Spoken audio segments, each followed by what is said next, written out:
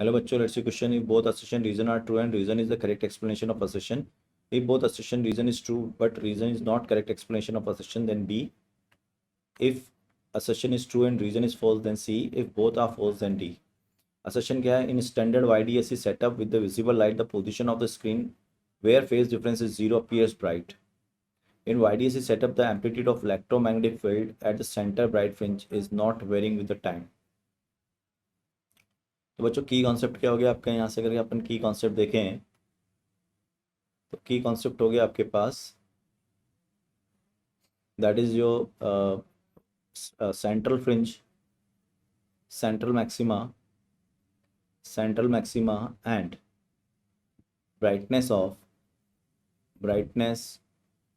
और intensity the intensity of the central maxima और the maxima.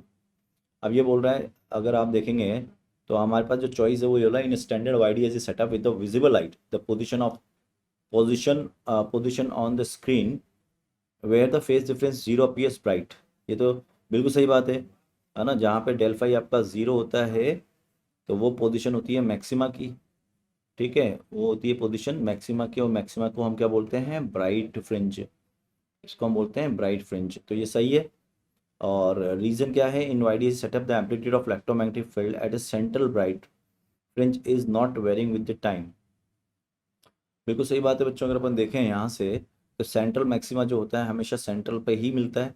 Central maxima is always at the centre, always at the centre. अगर ये central maxima है तो उसका intensity change नहीं होगा, इंटेंसिटी इज 4I0, और एम्पलीट्यूड जो होगा वो हो जाएगा आपके पास, ये इंटेंसिटी हो गया 4I0 और एम्पलीट्यूड हो जाएगा आपका 2A0, और ये कांस्टेंट रहेगा बिल्कुल।